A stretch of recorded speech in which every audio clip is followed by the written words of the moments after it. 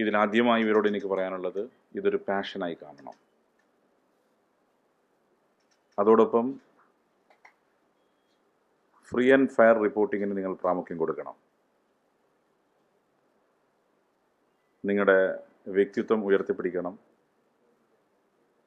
Management പറയുന്ന എല്ലാ കാര്യങ്ങൾക്ക് മുന്നിലും അതേപോലെ റിപ്പോർട്ട് ചെയ്യുന്ന ആളുകളായി നിങ്ങൾ മാറരുത്. ചില ഘട്ടങ്ങളിലെങ്കിലും കേരളത്തിലെ മാധ്യമങ്ങൾ കൊട്ടേഷൻ സംഘത്തിൻ്റെ സ്വഭാവത്തോട് പ്രവർത്തിച്ചിട്ടുണ്ട്. ചില വ്യക്തികളെ പിന്തുടർന്ന് പ്രവർത്തിച്ച് പല ഘട്ടങ്ങളിലും ശരിപ്പെടുത്താനും അറിയാതെയോ അറിഞ്ഞോ കൂട്ടുനിന്നിട്ടുണ്ട്. അത്തരം രീതിയിലേക്ക് നിങ്ങൾ പോവാൻ പാടില്ല എന്ന് എനിക്ക് അഭ്യർത്ഥിക്കാനുള്ളത്. 1947 നവംബർ മാസം 26 ഇൻഡിപെൻഡൻസിന് ശേഷം പോസ്റ്റ് ഇൻഡിപെൻഡൻസ് പീരീഡിൽ 3 മാസം പിന്നിട്ടപ്പം മഹാത്മാഗാന്ധിയുടെ വാക്കുകൾ നിങ്ങളുടെ മനസ്സിൽ എപ്പോഴും ഉണ്ട്. അദ്ദേഹം പറഞ്ഞത്, മാധ്യമങ്ങൾ ഭരണകൂടത്തിൻ്റെ സ്തുതിപാഠകരായി മാറിയാൽ ആ ഭരണകൂടം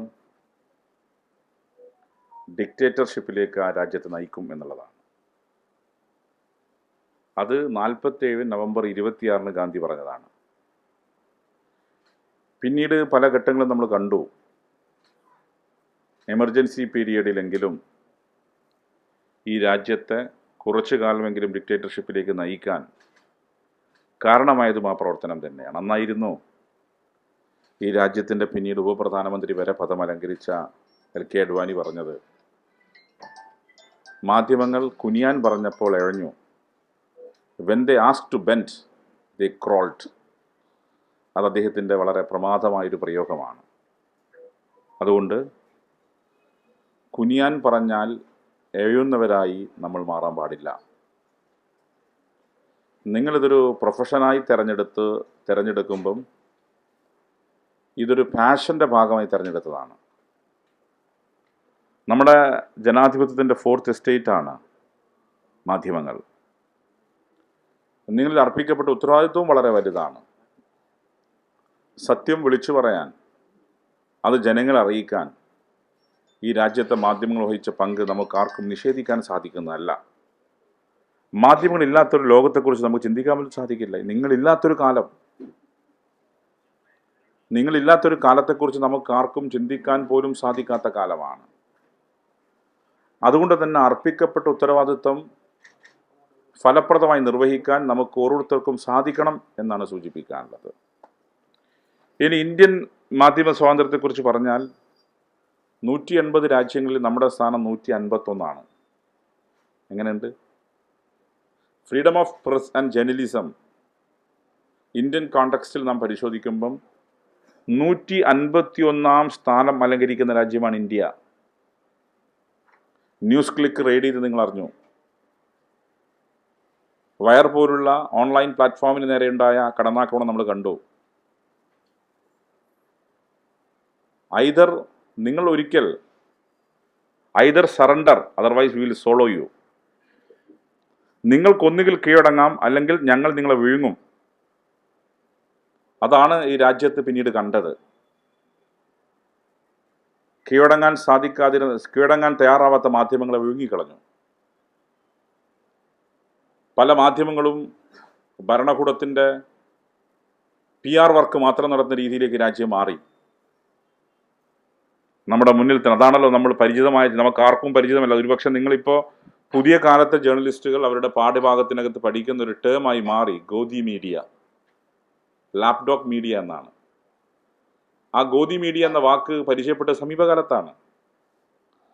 അതാർക്കും പരിചിതമായ വാക്കല്ല. ഒരുപക്ഷെ ശശിയേട്ടനെ പോലെ മുതിർന്ന ജേർണലിസ്റ്റുകൾ അവർ അക്കാഡമിക്കായി ജേർണലിസം പഠിക്കുന്ന കാലത്ത് ആ വാക്ക് പരിചിതമായിരിക്കില്ല. അല്ലേ ശേട്ടാ? ഗോദി മീഡിയ നിങ്ങൾ കേട്ടിട്ടുണ്ടാവില്ല, പുതിയ കാലമാണ്. മാധ്യമങ്ങൾ ആ രീതിയിലേക്ക് മാറുന്നു. എഡിറ്റർമാരുണ്ടായിരുന്നു. ഇന്ന് എഡിറ്റർമാർക്ക് വലിയ റോളില്ല. PMOയിൽ നിന്ന് വരും. എന്താണ് നിങ്ങൾ കൊടുക്കേണ്ടത്? ഇന്നത്തെ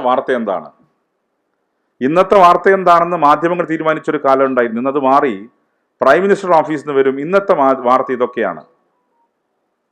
അത് നിങ്ങൾ കൊടുത്തോളണം. എഡിറ്റർമാരുടെ കാലം അവസാനിക്കുന്നു ഇന്ത്യയിൽ. അത് നിരാശാജനകമാണ്. റിപ്പോർട്ടർമാരിൽ നിന്ന് വാർത്തകൾ ശേഖരിച്ച് എന്തായിരിക്കണം ഇന്നത്തെ വാർത്ത എന്ന് തീരുമാനിക്കുന്ന എഡിറ്റർമാരുടെ റോള് മാറുകയും അത് PMOയിൽ നിന്ന് തീരുമാനിക്കുന്ന രീതിയിലേക്ക് കാര്യം മാറിയിരിക്കുന്നു. പ്രൈം മിനിസ്റ്റർ ഓഫീസ് തീരുമാനിക്കുക എന്താണ് വാർത്ത, ഇന്നത്തെ വാർത്ത എന്തായിരിക്കണം. ആ രീതിയിലേക്ക് ഇന്ത്യയിലെ മാധ്യമപ്രവർത്തനം മാറുന്ന കാലത്ത് നമ്മൾ ജീവിക്കുന്നത്. അപ്പം ഈ ഒരു കാലത്ത് നിങ്ങളിൽ അർപ്പിക്കപ്പെടുന്ന ഉത്തരവാദിത്തം ഏറുന്നു എന്ന പക്ഷമാണ് എനിക്കുള്ളത്. നിങ്ങളിൽ അർപ്പിക്കപ്പെടുന്ന ഉത്തരവാദിത്തം ഏറുകയാണ്. അതുകൊണ്ട് സത്യം വിളിച്ചു പറയാൻ ആരുടെ മുന്നിലും തലകുനിക്കാതെ നടുനിവർത്തി തല ഉയർത്തി സത്യം വിളിച്ചു പറയാൻ മാധ്യമങ്ങൾ തയ്യാറാവണം. ഇനിയിപ്പോൾ നിങ്ങൾ കൊടുക്കുന്നു, അത് നിങ്ങളുടെ മാനേജ്മെന്റ് പൂഴ്ത്തിക്കളയുന്നു, അത് നിങ്ങളുടെ കാര്യമല്ല. പക്ഷെ നിങ്ങൾക്കൊരു സാറ്റിസ്ഫാക്ഷൻ ഉണ്ടാവും, ഞാൻ ആ സത്യം പറയാൻ വേണ്ടി ശ്രമിച്ചു, ഞാനത് കൊടുത്തു, പക്ഷെ എൻ്റെ മാനേജ്മെന്റ് അത് കൊടുക്കാൻ തയ്യാറായില്ല.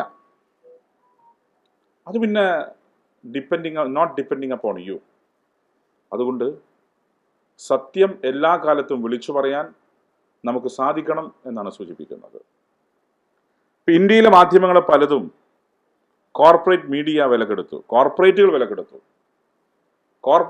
വിലക്കെടുക്കുമ്പോൾ സ്വാഭാവികമായി സംഭവിക്കുന്നത് ഫേവറിറ്റിസം ആയിരിക്കും. Favouritism towards the ruling front. ആരാണോ ഭരിക്കുന്നത് അവർക്ക് അനുകൂലമായ ഫേവറിറ്റിസം ആയിരിക്കും പിന്നീട് മാധ്യമങ്ങൾ കാണിക്കുന്നത്. അതാണ് പലപ്പോഴും പല കാര്യങ്ങളും ജനങ്ങൾ അറിയാതെ പോകുന്നത്. ജനങ്ങൾ അറിയിക്കേണ്ട ഉത്തരവാദിത്തമാണ്. ആ ഉത്തരവാദിത്തം നിങ്ങൾ നിർവഹിക്കണം എന്നുള്ളതാണ്. പിന്നെ പല സോഴ്സുകളും വരുമല്ലോ, നിങ്ങൾക്ക് പല സോഴ്സും ലഭിക്കും. ആ സോഴ്സുകളുടെ ഒതന്റിസിറ്റി എത്രമാത്രം ഉണ്ടെന്ന് കൂടി വെരിഫൈ ചെയ്യണം. ചിലത് നിങ്ങളെ പറ്റിക്കാൻ വേണ്ടി ചില കാര്യങ്ങൾ തരും, ഇതൊക്കെ കൊടുത്തോ. അപ്പോൾ സോഴ്സിൻ്റെ ഒതന്റിസിറ്റിയെ കൃത്യമായി പരിശോധിക്കാൻ നിങ്ങൾ തയ്യാറാവണം. കാരണം നമുക്കറിയാം, നമ്മുടെ അനുഭവം, ഈ കേരളത്തിൻ്റെ അനുഭവം ഉണ്ടല്ലോ. സോഴ്സ് കൃത്യമായി കിട്ടാതെ വാർത്ത കൊടുത്തു, അവസാനം വാർത്ത കൊടുത്ത മാധ്യമപ്രവർത്തകൻ പ്രതിയാവുന്ന അവസ്ഥ പോലും ഉണ്ടായ നാടാണ് കേരളം. അതുകൊണ്ട് എപ്പോഴും ഒരു ക്രോസ് ചെക്ക്, ഇപ്പോൾ ഫേസ്ബുക്കിനകത്ത് ഫാക്ട് ചെക്ക് ഉണ്ട്, അതുപോലെ സോഴ്സിനെ ക്രോസ് ചെക്ക് ചെയ്യാൻ നിങ്ങൾക്ക് സാധിക്കണം എന്ന് എനിക്ക് അഭ്യർത്ഥിക്കാനുള്ളത്. സത്യസന്ധമായി വാർത്തകൾ പ്രചരിപ്പിക്കാൻ നമുക്ക് സാധിക്കണം. സത്യം വിളിച്ചു പറയേണ്ട ഉത്തരവാദിത്തം അർപ്പിക്കപ്പെട്ട ഒരു ഗ്രൂപ്പാണ് നിങ്ങളിൽ ജനങ്ങൾ അർപ്പിക്കുന്ന വിശ്വാസം അത്രമാത്രമാണ്. ഒരിക്കലും സോഷ്യൽ മീഡിയയുടെ നിലവാരത്തിലേക്ക് ന്യൂസ് മീഡിയ മാറാൻ പാടില്ല. ഇന്ന് സോഷ്യൽ മീഡിയയുടെ നിലവാരത്തിലേക്ക്, സോഷ്യൽ മീഡിയ എന്താണ് ട്രെൻഡ് ചെയ്യുന്നത്, ആ സോഷ്യൽ മീഡിയ ട്രെൻഡിങ്ങിന്റെ അടിസ്ഥാനപ്പെടുത്തിക്കൊണ്ട് നിർഭാഗ്യവശാലെങ്കിലും നമ്മുടെ മാധ്യമങ്ങൾ പോവാൻ ശ്രമിക്കുന്ന അപകടകരം എന്നേ എനിക്ക് പറയാനുള്ളൂ. സോഷ്യൽ മീഡിയയിൽ എന്താ നടക്കുന്നത്? ആ സോഷ്യൽ മീഡിയയിൽ നടക്കുന്ന കാര്യങ്ങളുടെ ട്രെൻഡിനെ അടിസ്ഥാനപ്പെടുത്തി പോകേണ്ടതാണോ ന്യൂസ് മീഡിയ? അല്ല. ന്യൂസ് മീഡിയ ഒരു കാരണവശാലും അത്തരത്തിൽ പോവാൻ പാടില്ല എന്ന ശക്തമായ നിലപാടുള്ള ഒരാളാണ് ഞാൻ. ഒരുപക്ഷെ നിങ്ങൾ സത്യം പറയേണ്ടി വരും. സത്യം പറയുമ്പോൾ അതുപക്ഷെ നിങ്ങളുടെ മാനേജ്മെന്റ് താല്പര്യമുള്ളതായിരിക്കില്ല. പക്ഷെ നിങ്ങൾ സത്യം പറയാൻ ശ്രമിക്കുക. ആ സത്യം പറയേണ്ട ഉത്തരവാദിത്വം നിങ്ങൾ അർപ്പിക്കപ്പെട്ടതാണെന്ന അഭിപ്രായമാണ് എനിക്കുള്ളത്. അപ്പം ആ നിലയിലേക്ക് കേരളത്തിലെ, ഇപ്പം പ്രത്യേകിച്ച് നേരത്തെ പത്രമായിരുന്നു, പ്രിന്റ് മീഡിയ, ഇന്ന് പ്രിന്റ് മാറി ഓൺലൈനും വിഷ്വൽ മീഡിയയുമായി.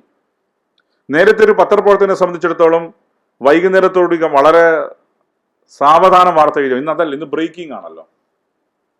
ബ്രേക്കിംഗ് എന്ന് പറഞ്ഞാൽ നിങ്ങൾ ബ്രേക്ക് ചെയ്യുന്നതിനേക്കാളും മറ്റേ ബ്രേക്ക് ചെയ്ത നിങ്ങളെ മൂല്യം, നിങ്ങളുടെ ഒരു മാർക്കറ്റ് കുറഞ്ഞത്, അതുകൊണ്ട് ബ്രേക്കിംഗ് ആണ്. ബ്രേക്കിംഗ് ചെയ്യുമ്പോൾ സംഭവിച്ചെന്ന് നിങ്ങൾക്ക് അറിയാലോ. എൻ്റെ ഓർമ്മയിലുള്ളൊരു കാര്യം, ഗോവിന്ദച്ചാമിയെ വെറുതെ വിട്ടു, ഒരു മാധ്യമം ബ്രേക്ക് ചെയ്താ. ഗോവിന്ദച്ചാമിനെ വെറുതെ വിട്ടിട്ടില്ല, ബ്രേക്ക് ചെയ്ത. ബ്രേക്കിങ്ങിന്റെ പിറകെ വായുമ്പം ആ ബ്രേക്ക് ചെയ്യുന്ന ന്യൂസ് ശരിയായതാണോ ഒന്നുകൂടി ക്രോസ് ചെയ്യാൻ സാധിക്കാതെ അങ്ങ് ബ്രേക്ക് ചെയ്യാണ്. ഇതൊന്നും എന്നേക്കാൾ കൃത്യമായി നിങ്ങൾക്ക് ആവശ്യമായ ഉപദേശങ്ങളും നിർദ്ദേശങ്ങളും എല്ലാം നിങ്ങളുടെ ഇക്കാലം അത്രയും നിങ്ങൾക്ക് നൽകിയ ക്ലാസ്സിൽ പറഞ്ഞു എന്നാണ് വിശ്വാസം. ക്ലാസ്സിലൊക്കെ പറയുന്നുണ്ടാവും, പക്ഷെ അതൊന്നും പ്രാക്ടിക്കലായി വരുന്നില്ല. അത് ബ്രേക്കിങ്ങിന്റെ പിറകെ വായുമ്പം കൃത്യമായി അത് ശരിയാണെന്ന് ചെക്ക് ചെയ്യാൻ നിങ്ങൾക്ക് സാധിക്കണം എന്ന് എനിക്ക് പറയാനുള്ള കാര്യം. ഇന്ത്യൻ കോണ്ടെക്സ്റ്റിൽ നമ്മുടെ ഫ്രീഡം ഓഫ് പ്രസ് 151 ആണെങ്കിൽ കേരളത്തിലേക്ക് വരുമ്പോൾ സിനാരിയോ ഡിഫറൻ്റ് ആണ്. കേരളത്തിൽ മാധ്യമ സ്വാതന്ത്ര്യത്തിന് ഒരു പോറൽ ഇതുവരെ ഏറ്റിട്ടില്ല.